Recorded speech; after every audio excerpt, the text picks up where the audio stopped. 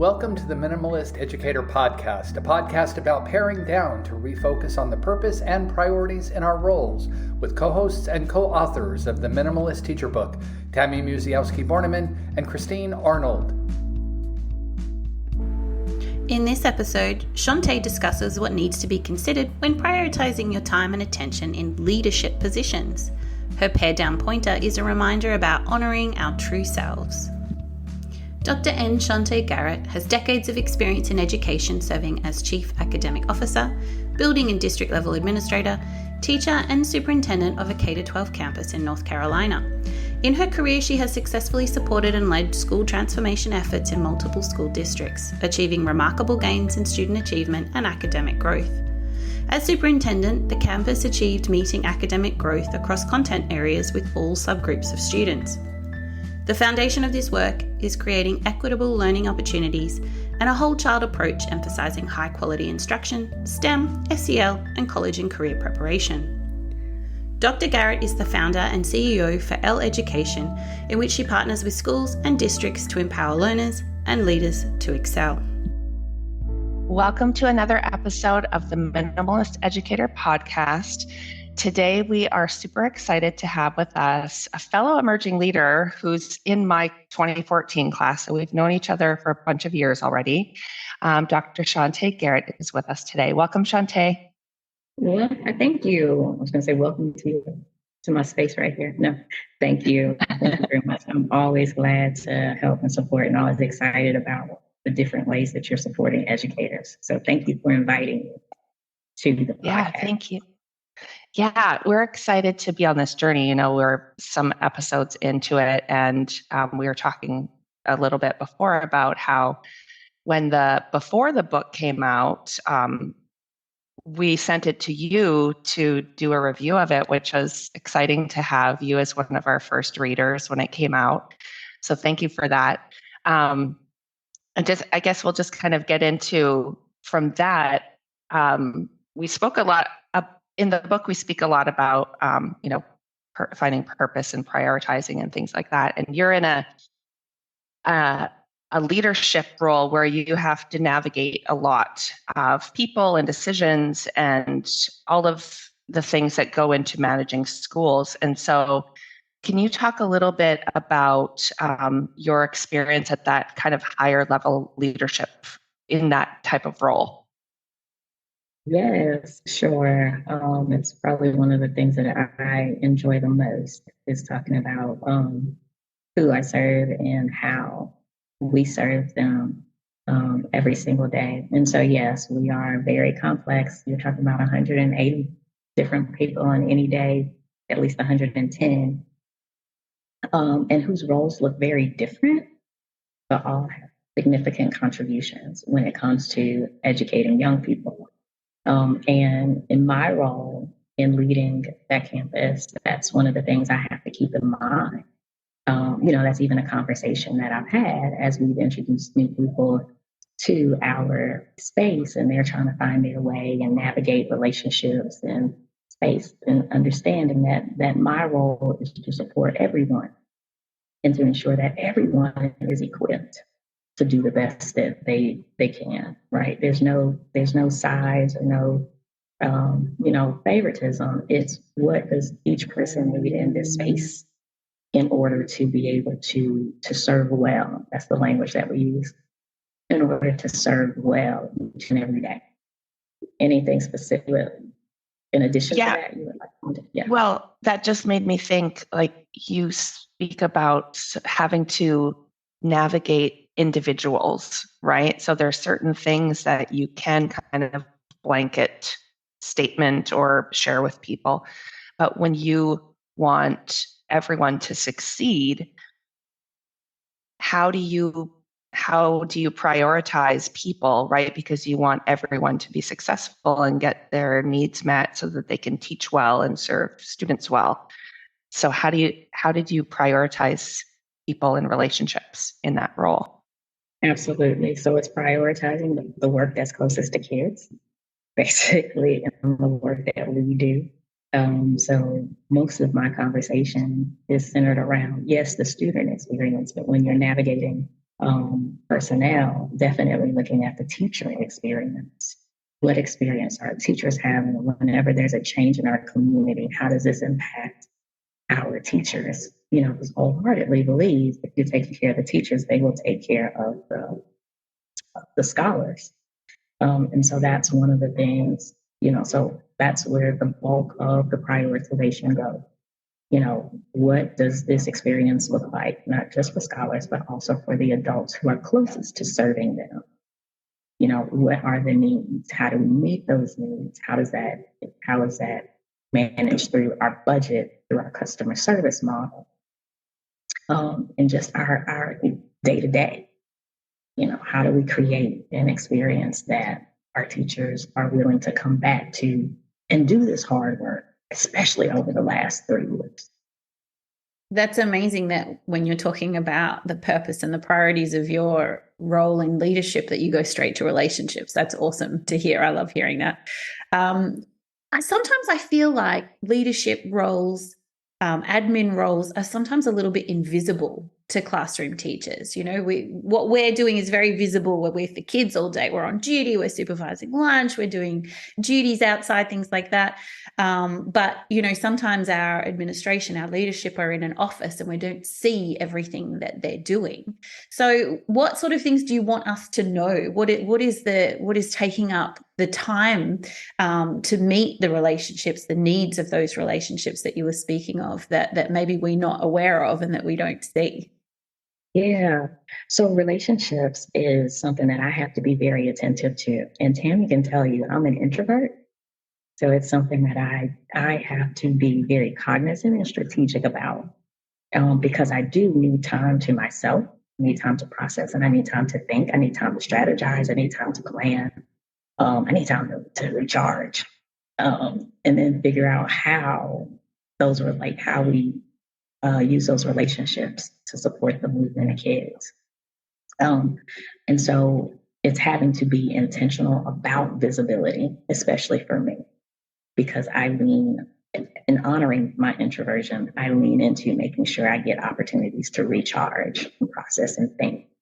So it's strategic placement throughout the day. Where, what part of the campus am I on this time of day? What part of the campus, who am I supporting this time of day? And prioritizing that in my calendar. It's also leaning into how I build relationships best. So, our team will tell you I step on stage when I have to. So when there's times where we're having a whole campus meeting or I need to be a part of a divisional meeting, then I'm in those meetings. And I'm communicating what needs to be communicated at that point in time, but also being strategic about setting aside time for one-on-one and what accessibility to me looks like so that I can remain accessible to our staff. One of the most frustrating comments that comes is when somebody says, I know you're busy, right? And I don't want that to be the perception of me, right? I want to be accessible. What I love is that over time, folks understand what accessibility looks like. So they'll try the hallway grabs, whether I'm in the elementary school or the middle school or the high school, but also they know that they can come and get time on my calendar. Or, if my door is open, they can definitely pop in. We might not be able to have a 30-minute conversation, but, we can have a 5 or maybe even a 10. So one of the things that my coach supported me in developing is the 10-minute meetings, which is a big lift for introverted me. Because in those 10-minute meetings, I reserve a week, beginning of the year, middle of the year, end of the year, to meet with each staff member. And it's a lot. It's a lot of energy. And by the end of the week, I've spent some really good time learning about our staff. I mean, in 10 minutes, we can laugh. In 10 minutes, we can cry. In 10 minutes, we can solve all the problems of the world. Now, executing the strategy is a different thing. But that's a great opportunity for me to be able to connect. And when I have missed that opportunity, it shows. but it's relationships. But being that I am introverted is also building relationships in a way that allows me to lead best, but in a way that also allows the team to feel connected to me. And I think also in our structure, we have divisional leaders, right? So it's also, as we've been navigating staffing challenges and trying to get those holes filled, it's also giving them a place and a resource. So it doesn't always have to be me, that they don't always have to come see me. They have a space to go, and helping those school leaders understand their ownership in the mission and the vision so that they can carry out those pieces. And once again, it doesn't always have to be. It's exhausting if it has to be all the time, and frustrating for team members if they have leaders in their buildings, but they're having to leave their building to get the answers that they need for their desires. And that's not the experience we want or we're designing for our team to have. You've said a lot there. And so my head is kind of going into all directions, and I was trying to jot a couple of things down. But something that really popped for me was the structures that you've put in place for yourself, knowing who you are as an introverted person. And I think that I'm on the cusp of like introvert extrovert, right? I can like be extroverted for a long period of time, but then I do need to be alone to recharge too. I need that away time to process and like have the decompression. But it's hard for people to put those kinds of structures that you have in place, especially in a very like that kind of higher leadership role, right? Where you're managing a lot of people.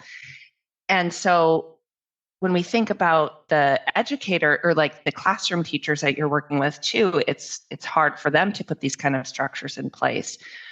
Do you have a suggestion or a tip or something where just thinking about the way you've set things up for yourself so that you know that you can then meet the needs of other people, what do you recommend for people to like set a structure and then stick to it? Because like setting it up is one thing, right? Because like if we're trying to prioritize all the things because we're making all these decisions all the time or doing all of these things, it's one thing to set it up, but then it's another to like stick with it and like monitor yourself, which you have done in your role. So is there something that do you have like the magic sauce or something? I would love to believe that I do, but I absolutely do not.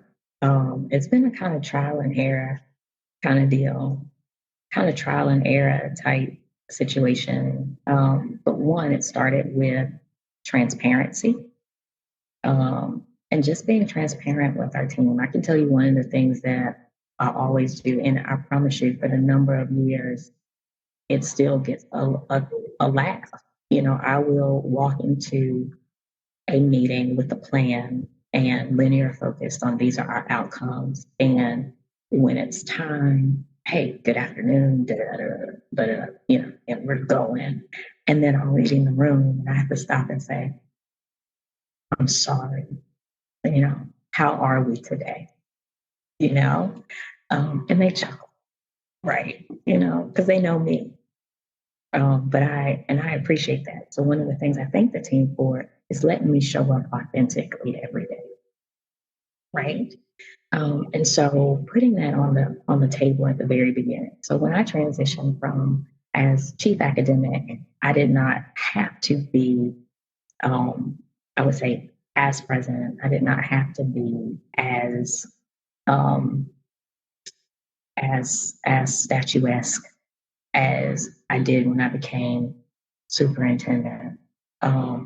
And I was very much hands-on and, side by side in PLCs and in doing this as the chief academic. And then in transitioning, transition is hard, right?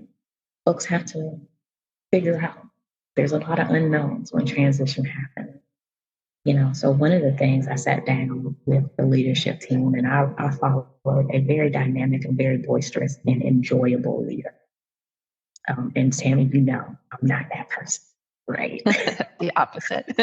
I mean, you have a beautiful presence about you, but yes, yeah, Right. different from you.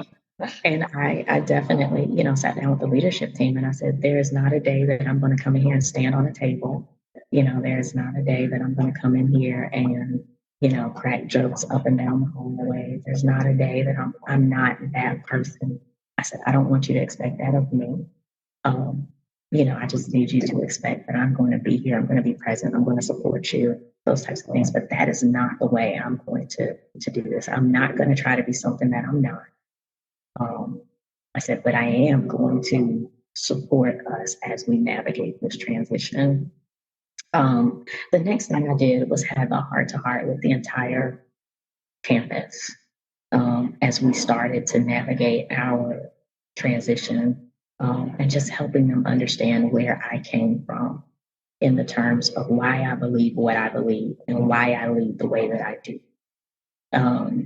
And I think that was one of the most powerful moments that could have been provided to our team.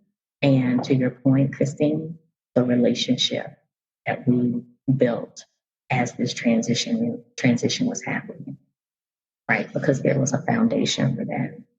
And so in that, we began to look at how we worked together and a series of pieces as to how we work together. So one thing is we established those norms, right? And it came over time, you know, and all of this is happening during the pandemic. So there's a lot of people shifting going on as well. But establishing those norms and operating in those norms. And so it also makes way for the authenticity as well, as long as you're always being mindful of those norms, right? I get to be me, but this is what we honor in this space, and honoring that for everyone. And sometimes, you know, we derail or what have you, but bringing everyone back. But I think ultimately it starts with the transparency and it starts with the integrity. And then, you know, there's also the integrity behind it. So they know exactly what to expect from me. They don't expect anything different. And I love it when I get the affirmations from them. You know, thank you for being strong. Thank you for standing tall. Thank you for leading us with character. Thank you for, you know, all of those things. That's when I know I've done the right things. You know, and that's true. Everybody does not appreciate that. There are folks that are going to want to have you step on tables, jump on tables, and you know, put on a show every time. But I show up authentically myself. And that is absolutely appreciated. And I let them know how much I appreciate them honoring me as I honor them. It's such a good reminder for us all to be ourselves and that there is a place for us, no matter our personality or what we're like, that, you know, we can have a role and we can do these different positions in education. And that's okay. I love that. Be authentically you. It's really important. It is so very important. You know, it's a hard day if you have to show up and try to be something that Oh you're yeah. not. Can't even imagine. Yeah. Right. Especially when you got to move outcomes, you got to move people, and that's the priority. But I think it also created space for us to honor and acknowledge when different types of people are joining our community. You know, we take diversity for granted when we're, you know, majority minoritized populations. But that also lends itself to making sure that we're being culturally responsive to each culture that might be a part of our community. So one of the things that I've appreciated is that families of different nationalities and ethnicities have joined our community more over the last several years. We're seeing our demographic changing. And one of the things that they are coming and they're saying is, thank you. We feel included here. You know, we feel honored here. And by no means have we done everything I would have loved for us to do. But I also believe that it's the people, our team, learning how to honor themselves as well as differences in in people, and what that means and how that significantly begins to change culture and change people's reality. Yeah, that's awesome. I love that. Is there anything that you see leaders in education doing that you would just love to get rid of? Like, is there anything that you're like, we need to stop doing that? That's not okay anymore. Let's get rid of that practice. Is there anything you can think of? I think, let me tell you when my heart has been, and Tammy can tell you because my heart was stuck there last summer. But it's really when we're not being, the word that's coming to mind is honest, about the challenges. And so I'll give you, in the conversation I was having the other day, it's as leaders, we always have to paint the rose, right? Here was the thorn, but here was the rose, right? And, every thorn may not become a rose, but it doesn't mean that you didn't do a good job and didn't do what you're supposed to do and you didn't honor and do in that space well. And so I think leaders, for leaders, especially going through this time, and everybody hasn't had the same experience over the last 3 years, but I think it's important to be integral about the experience and about the story because somebody is needing to know that it may not have come out perfect, but it's definitely all right, right? And you have served well when these things have happened, even though you didn't have the rose, from the prick of the thorn. And so that's carrying that instead of being, honest about that is something I wish leaders would get rid of. I walked away from our retreat last summer just like I'm just being authentic, And so when folks say, "Hey," like I'm tired because I am right, and making it okay to say, "Yeah, I'm tired," and we might not be having the same experience, but saying that out loud opens the door for someone else. And I think that's what we need to be doing. We need to be opening the door to truly support each other where we are. I think one of the exercises, and if I'm going to be honest, this has come with staffing. It's not something that I could do trying to wear 3 or 4 hats in my role as we have navigated different staffing challenges through this pandemic.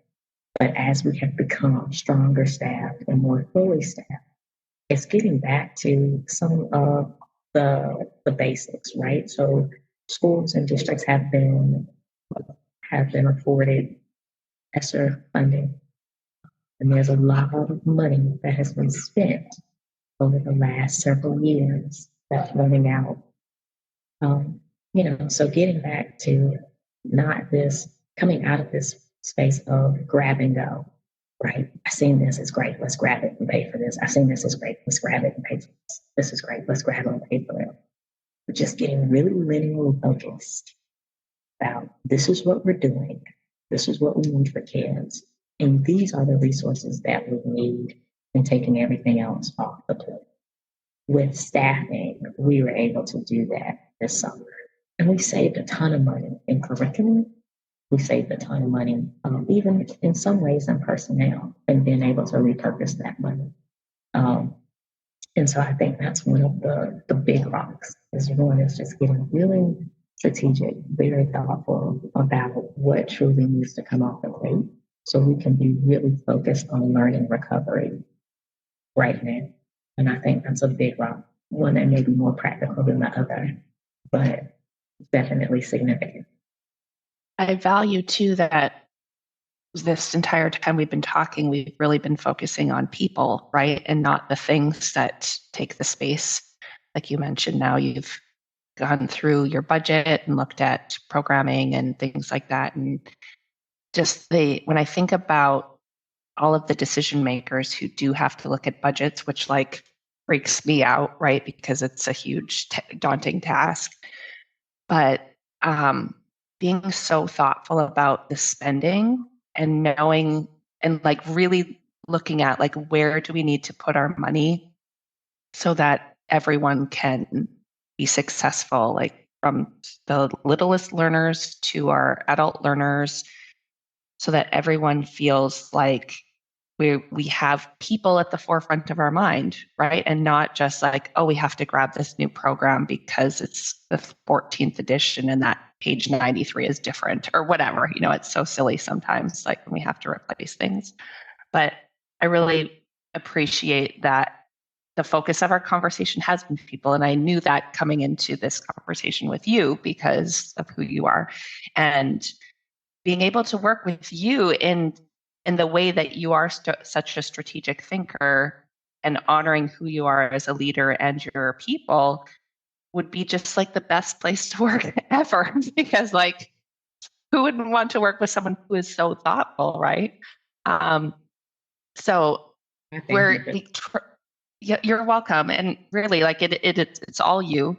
And we could keep talking, obviously, but we try to keep our episodes around like 20 minutes or so because we want nice bite-sized pieces for people to listen to on their walking commutes or their driving commutes. So at the end of each episode, we do ask our guests for a pare down pointer, which is just some little idea that you have that can help someone, whether it's in their role or their personal life, to just kind of pare things down and keep it simple. I would say, I think when you talk about pare things down and keep it simple, I think one is when you are to a place where you're going to honor who you are, then there are some things that you're going to take off the plate. I'll give you some example. You know, I have been able to say at work, you know, I don't have the capacity for that right now. Right? Can we schedule this at this point in time? Let's look at this here. Or, you know, in delegating it, because I appreciate that you are looking to me for this. But if I'm being honest and honoring who I am, I don't have the capacity to do this. And I love that that's honored in our community, and it's empowering for others to be able to say, I don't have the capacity, even if it's to do this way. Can we look at it a different way? And I think that is the beginning of paring things down. Because when I could start to say that, I could start moving some things out of my office, right? Because that's not going to belong to me. That's going to belong to someone else, right? I can begin decluttering my mind because this is not going to belong to me, but someone else is empowered to do this. And I can get really focused on what the main thing is, not just in my service, but in my role in everyone's service, so that we can begin to push people in the directions that they need to go, and also pushing them so that they're not taking on things that don't pertain to their roles. It's great to help people, but this cannot keep you from actually serving well in your space. You know, when deadlines come, it can't be because you were helping this person or you're serving on this interview committee or those types of things. And creating space, you know, to be able to provide support as well as accountability. Excellent. Such another good reminder as well. Thank you so much for joining us today, Chaunté. It's been a pleasure chatting with you. Thank you so much. And hopefully we'll get another chance to chat with you again in the future.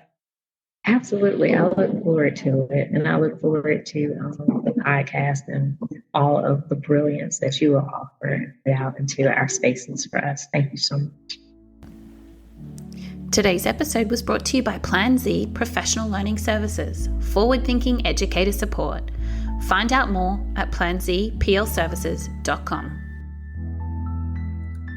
Be sure to join Tammy and Christine and guests for more episodes of the Minimalist Educator Podcast. They would love to hear about your journey with minimalism. Connect with them at PlanZPLS on Twitter or Instagram. The music for the podcast has been written and performed by Gaia Moretti.